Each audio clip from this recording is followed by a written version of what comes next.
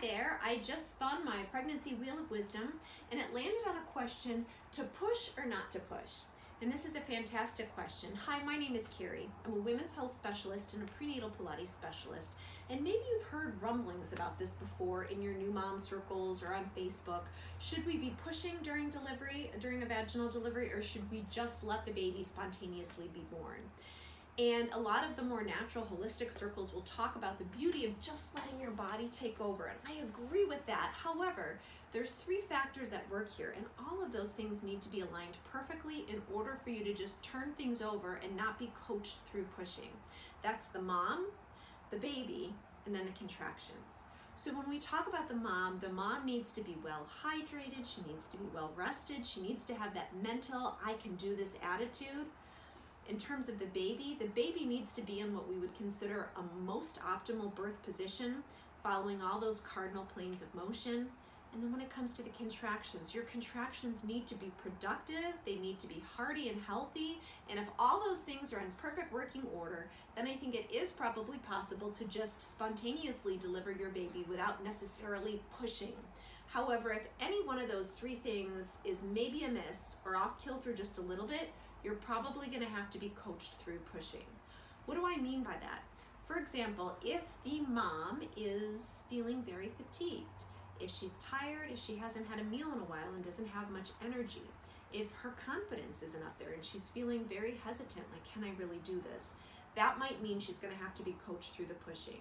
Or maybe the mom's feeling great, but maybe the baby just isn't in the most optimal birth position. There's probably going to have to be some coaching through pushing in that situation. And maybe the mom and baby are doing great, but for some reason the contractions just don't have that oomph behind them that you need to spontaneously birth your baby. In that case, you're going to have a little coaching, and you are going to have to actively push your baby out. What does that look like? Well, if you've ever watched a movie where someone was giving birth, or even seen, some of those, educational shows, you may have seen a woman who was coached to take a deep breath like she was going underwater, and then bear down hard in her bottom like she's having a bowel movement.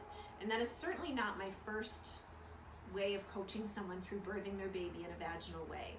Why is that? Well, we call that purple pushing. When you push with your face and you scrunch your face up really tight, it creates a lot of tension, and your pelvic floor follows what your face does. So if your face is very tight, your pelvic floor is going to be very tight, and it's very hard to slide your baby out nice and naturally in that situation.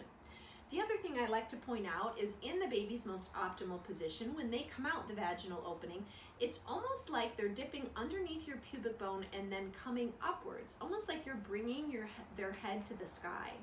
If the cue that you're connecting with is to bear down in your bottom like you're pooping, while that's a helpful cue because we've all pooped before, I like to point out that this is the vaginal opening and this is the anal opening down here, and your baby is certainly not taking this path.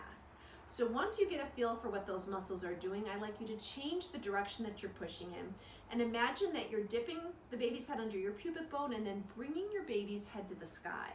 I think that can be a way more effective way to push your baby out.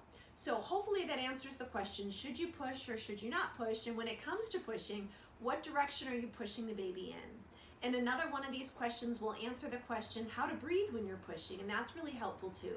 You learn all of these things and more in my 6-week prenatal Pilates class that I think you will absolutely love. Log on to carriekoziel.com to learn more.